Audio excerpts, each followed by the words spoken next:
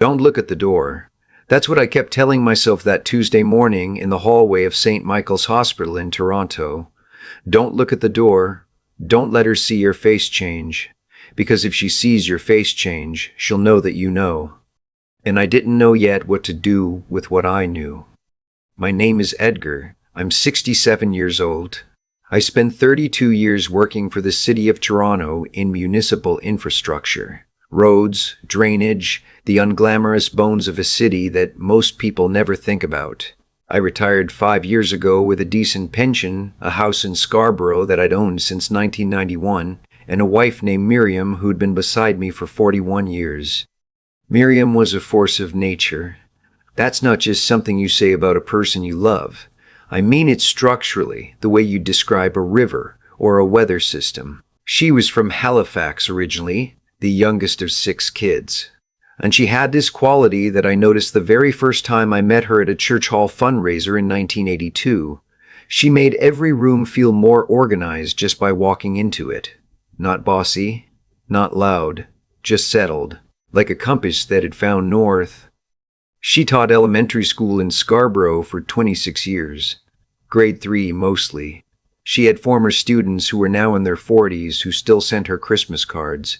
One of them showed up at our door last December to drop off a tin of shortbread. He was 41 years old with 2 kids of his own, and he said, "Mrs. Miriam changed the way I thought about reading." That was her. When she got sick in the spring of last year, I thought it was the winter catching up with her. We'd had a brutal February, the kind that makes you question why anyone ever settled this far north, and Miriam had been pushing herself hard with her volunteer work at the community center in Scarborough. She was running a literacy program for new Canadians 3 mornings a week, and she never did anything halfway. So when she started getting tired in March, I thought, of course, rest, she needs rest. But the fatigue didn't lift. By April, she had headaches that she described as pressure, like someone pressing a thumb against the inside of her forehead. By May, she was losing weight without trying. By June, she had been to Dr. Annan's office 4 times and had a referral to a neurologist at St. Michael's and a list of tests that took up the better part of the page. I drove her to every appointment. I sat in waiting rooms and read the same 3 magazines over and over without taking in a word. I made her soup. I drove to the pharmacy on Lawrence Avenue at 10:30 at night when she ran out of the medication they'd given her for the headaches. I did what husbands do. And all the while, my son and my daughter-in-law were right there with us. My son-in-law's mother's leaned. He works in commercial real estate in North York, the kind of job that sounds impressive at dinner parties, but that he's always been somewhat vague about explaining. He married Christine 8 years ago. They met through mutual friends, a wine and cheese thing somebody threw in Etobicoke. Christine was sharp, well-dressed, had an easy confidence that I respected even if I never quite warmed to it. She had worked in financial planning before she left to, as she put it, focus on other opportunities. They lived 20 minutes away in a house in Don Mills that was bigger than I thought they could afford, but that Daniel always had a smooth explanation for. They came for Sunday dinner most weeks. Christine always brought something, a nice bottle, a dessert from a bakery she liked. And she was attentive to Miriam in a way that seemed genuine. She'd ask about the literacy program. She'd offer to drive Miriam to appointments when I had conflicts. She called her Mum, which Miriam liked. I'm telling you this so you understand. I liked her. I wasn't suspicious. I had no reason to be. When Miriam's health kept declining through the summer despite every medication and every test, Christine was the one who suggested we look into a private nutritionist. She said she had a friend, actually used the phrase, a friend of mine, who had seen remarkable improvement from a specific supplement protocol. She offered to research it for us. She said she'd order the supplements and bring them over so we didn't have to worry about it. Miriam, who had spent decades being independent and capable and not wanting to bother anyone, was grateful. She thanked Christine warmly. She told me afterward when we were getting ready for bed, I don't know what I'd do without that girl. I nodded and said something agreeable. The supplements Christine brought were in plain white bottles, the kind you can get from any natural health company. She explained each one carefully. Magnesium for the headaches. A specific B complex for the fatigue. Something she described as a cellular support formula that she said had been developed in Germany and wasn't available in stores, which is why she'd had to order it through her contact. Miriam took them every morning with breakfast. Christine would come by on Tuesdays to replenish the supply and check in. She was thorough. She seemed to care. By September, Miriam was in hospital. She had been admitted through the emergency department at St. Michael's on a Saturday morning after her hands began trembling so badly she couldn't hold her coffee cup. By the time the ambulance brought her in, she was confused about where she was. She thought it was a Tuesday. She thought I was her father. I held her hand in the emergency room for 6 hours and told myself, this is what illness does. This is not something worse than illness. There is no such thing as something worse than illness. The neurologist who took over her case was a Dr. Samara Patel. She was precise and careful with her words, the kind of doctor who does not give you false comfort and does not give you unnecessary alarm. She told me within the first 48 hours that Miriam's presentation was unusual. The combination of symptoms, the progressive fatigue, the weight loss, the neurological effects, the severity of the deterioration, didn't map cleanly onto the diagnoses they'd been working with. She said they were going to run an expanded tox panel. I didn't know what that meant, not fully. I said, okay. I said, whatever you need. On the third day of Miriam's admission, I was standing in the hallway outside her room on the 7th floor, drinking coffee from a paper cup that had gone cold, watching an orderly push a cart of linens toward the elevator. I was thinking about nothing. I was so tired I had stopped being able to think in complete sentences. A woman appeared at my shoulder. She was the head nurse on that ward. I'd seen her at the nursing station several times, but we'd never spoken directly. Her name, I later learned, was Patricia. She was maybe 55, heavyset, with silver clip-in barrettes and the calm, load-bearing demeanor of someone who has seen everything this building has to offer and has decided not to flinch at any of it. She said, "Mr. Edgar, could I speak with you for a moment?" She walked me to a small consultation room at the end of the hallway. Not a doctor's office, a room with 2 chairs and a small table and a window that looked out onto a concrete air shaft. She closed the door. She sat down across from me and folded her hands on the table and said, "I need to ask you something, and I need you to answer me honestly. Who has had access to your wife at home?" I told her, "Me, Daniel, Christine."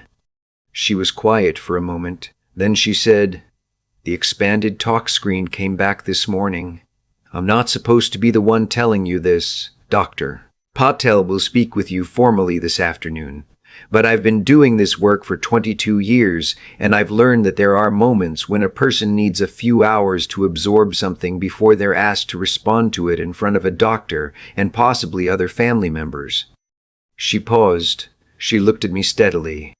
"There is thallium in your wife's system, Mr. Edgar. A significant amount. It has almost certainly been administered repeatedly over a period of months." I heard the words. I understood them individually, but they assembled wrong in my mind, like a sentence in a language I almost spoke. I said, "Thallium." She said, "Yes, it's a heavy metal, historically used in rodenticides before it was banned in Canada in the 1970s. It's still accessible through certain industrial or chemical channels. In small, repeated doses, it causes exactly the kind of progressive neurological deterioration your wife has been experiencing." I looked at the concrete air shaft outside the window. There was a pigeon sitting on a ledge out there, perfectly still, like it too was waiting for something to make sense. I said, "How long?" She said, "Based on the levels in the symptom timeline. And again, Dr. Patel will confirm this, likely 6 to 8 months. 6 to 8 months. Miriam had been getting worse since March. Christine had brought the first set of supplements in late February. I didn't say that out loud. I sat there with it inside me like a stone. Patricia, Nurse Patricia, leaned forward slightly. She said, "I'm not making an accusation. That's not my place.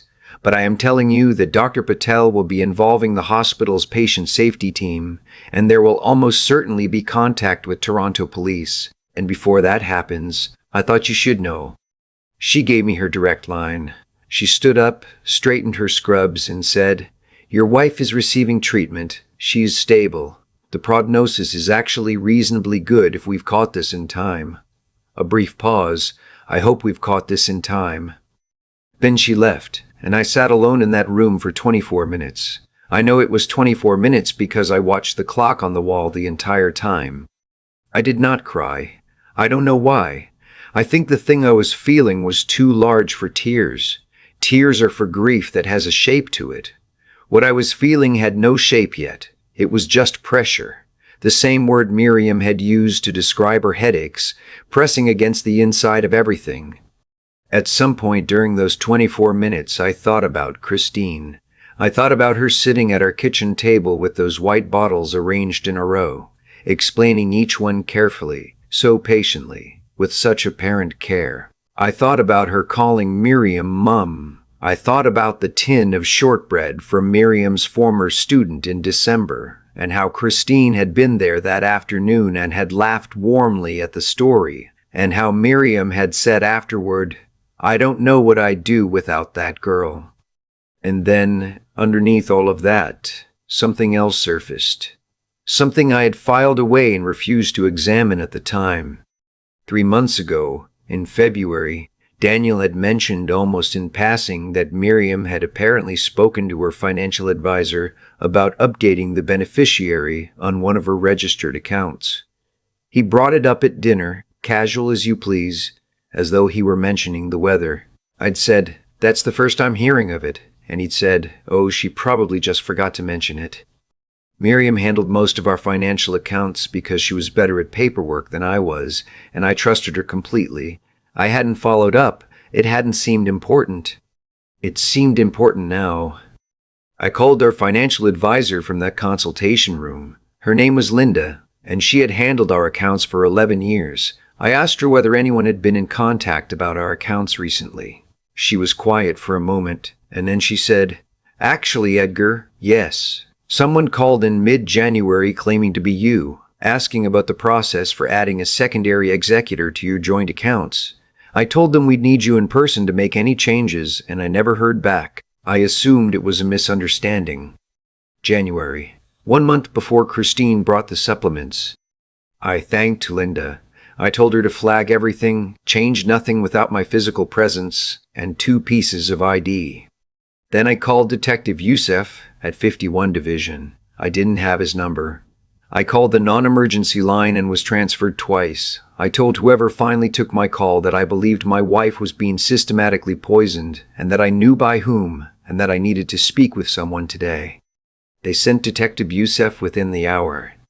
He was younger than I expected, mid-30s, with the quiet, methodical manner of someone who genuinely likes puzzles and has learned that patience is faster than urgency. He sat across from me in the same consultation room and listened without interrupting for 25 minutes. He asked good questions. He wrote things down in a small notebook with a mechanical pencil. At the end of it, he said, "Mr. Edgar, I want to be straightforward with you. Based on what you've described, we have enough to open an investigation, but I'd like your cooperation in something before we move to an arrest." He told me what he needed. The next 36 hours were the longest of my life. I went home that evening, and I cleaned the kitchen, and I sat at the table with a cup of tea I didn't drink. In the second bedroom, the one Miriam used as an office, I found the supplements Christine had most recently replenished 7 days ago, Tuesday as always, right on schedule. I photographed them without touching them. I texted the photos to the number Detective Youssef had given me. He replied within 4 minutes, "Don't touch them, don't tell anyone. We'll send someone tomorrow morning."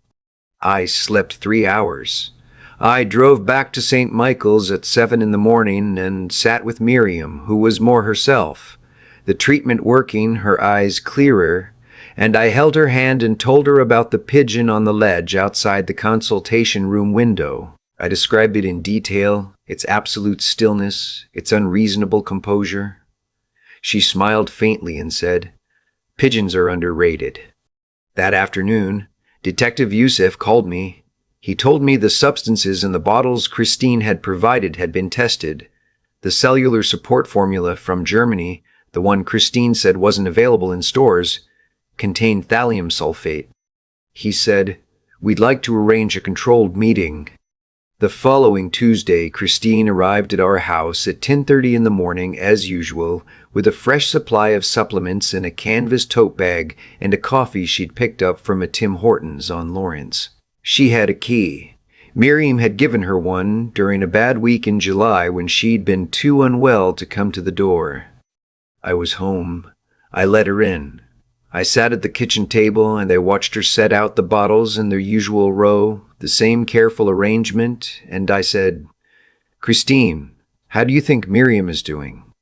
And she said, without any hesitation, with what sounded like genuine concern, "I honestly think she's declining, Edgar. It's so hard to watch. I just hope the doctors figure out what's wrong soon." I nodded. I said, "Me too." 3 minutes later, Detective Youssef and a uniformed officer came through the front door, which I had left unlocked.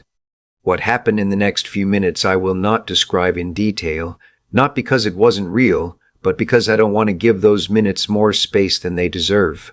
Christine did not scream or run. She went very still in a way that reminded me, horribly, of a person who has already thought through what this moment would look like and has prepared for it. That stillness told me more than anything, she said. She was arrested and charged with administering a noxious substance with intent to endanger life under Section 245 of the Criminal Code of Canada. That charge carries a maximum of 14 years. Daniel, my son Daniel, had no prior knowledge. I want to say that plainly because I know some people will assume otherwise. What he did have was debt that I hadn't known about, and a wife whose plan he had been too incurious to question. The police established within a week that Christine had been acting alone, had been researching thallium poisoning for over a year, and had structured the entire scheme around gaining control of the joint spousal accounts in the event of Miriam's death. Because Miriam had updated her beneficiary designations, as Daniel had casually mentioned at dinner, Christine stood to inherit through Daniel a significant portion of assets she had calculated at roughly $400,000. The house, the RIFs, everything we had spent 41 years building together. For $400,000. I have spent months trying to understand that number in relation to the woman who sat at my kitchen table and called my wife Mum. I don't expect to succeed. Some arithmetic doesn't resolve. Miriam came home from St. Michael's in October. Dr. Patel had described her prognosis as good, given the intervention, and she was right. The trembling in Miriam's hands faded over several weeks. The headaches gradually lifted. By November, she was walking the full loop around the park at the end of our street, which she had always done in the mornings before any of this began. And I walked beside her and we didn't always talk, which is one of the things about 41 years. You don't always need to. She knows everything. I told her myself sitting at the kitchen table one afternoon in October with the supplements long gone and the house quiet. She listened. She was very still in the way she gets when she is processing something significant. Not the stillness of Christine's cold preparation, but the stillness of a woman who knows how to sit with hard things. When I finished, she said, "I trusted her." I said, "I know." She said, "I called her that girl. I told you I didn't know what I'd do without her." I said, "I remember." She looked out the window at the backyard, which in October is the browning yellow of a Canadian autumn, the specific beauty of things letting go. Then she said, "Well, I suppose we know now what I'd do without her. I don't have a lesson to offer you. I'm 67 years old, and I've learned enough to know that lessons belong to younger people who still have the energy to implement them. What I have instead is this: a wife who is alive, a kitchen table where we still sit, a park loop in Scarborough that takes exactly 22 minutes at an easy pace, and a Tuesday morning in a small consultation room at St. Michael's Hospital, a woman named Patricia with silver clip-in barrettes and the specific quality of a person who has done this work for 22 years and knows the exact moments when the truth cannot wait for a formal appointment. I never properly thanked her. I sent a card to the nursing station in November. I don't know if she received it. I hope she did. There is a type of courage that doesn't look like courage from the outside, that looks like a woman quietly closing a door and folding her hands on a table and saying the thing that needed to be said. I have thought about that courage often in the months since, in the mornings, walking the park loop beside Miriam, in the evenings, in the kitchen, in the ordinary ongoing hours of a life that came closer to ending than it should have. Don't wait for someone to protect the people you love. Pay attention. Ask the questions that feel too large to ask. And when someone extends you the grace of an early truth, hold it like the rare and serious thing it is. I've thought a lot about what made Christine believe she could get away with it. Not the logistics, the thallium, the white bottles, the careful Tuesday routine, but the deeper assumption underneath all of it. She believed that a woman like Miriam, who had spent her life giving, could simply be taken from. She believed that a man like me, someone who trusted the people at his own table, would never look closely enough to see what was right in front of him. She built her plan on the idea that goodness is a kind of blindness. She was almost right. What I've come to understand, slowly, over months of walking that park loop in Scarborough, is that what happened to us wasn't only Christine's failure. It was a failure of attention, not moral attention, not the kind where you go looking for evil behind every door, but the ordinary practical attentiveness that says the people you love are worth your full presence, not just your affection. Miriam trusted Christine because Miriam was generous by nature, and generosity without discernment is an open window in a cold month. I didn't ask questions about the supplements because I was tired, and I trusted my son. And trusting your son without ever testing what his judgment is actually built on, that's not love. That's avoidance dressed up as loyalty. Christine had a clear mind. She was not impulsive. She researched for over a year. She was patient and methodical, and she showed up on Tuesdays with a coffee from Tim Hortons, and she called my wife Mum without flinching. That kind of sustained, calculated harm requires real intelligence. And it's a strange thing to reckon with. That intelligence without any moral foundation is not a gift, but a danger. What she lacked wasn't cleverness. It was the basic human commitment to other people's lives having value equal to her own. Without that, all her planning was just a very elaborate way of destroying herself alongside everyone else. And in the end, it did. What saved Miriam was not luck, though luck was involved. What saved her was a woman named Patricia, who had done her work with integrity for 22 years and who understood that the courageous thing and the right thing were the same thing, even when the rules said to wait. That kind of moral clarity, knowing what you owe to a stranger, acting on it without guarantee of thanks, is not dramatic. It looks like closing a door quietly and folding your hands on a table and saying the difficult sentence, I want to have more of that quality in my own life. I think most of us have the capacity for it and simply don't exercise it because nobody's watching. And Miriam herself, the way she sat at the kitchen table in October and absorbed everything I told her, and then, after a long silence, chose to keep living forward rather than turning entirely toward what had been done to her. That is its own kind of strength. Not the loud kind of strength. The kind that gets up in the morning and walks 22 minutes around a park, even when its legs are still uncertain. The kind that doesn't let someone else's worst choices become the defining story of a 41-year marriage. I am 67 years old. I don't have clean lessons. But I have this. Pay attention to the people you love with the same seriousness you'd give to anything else that matters. Ask the questions that feel too large.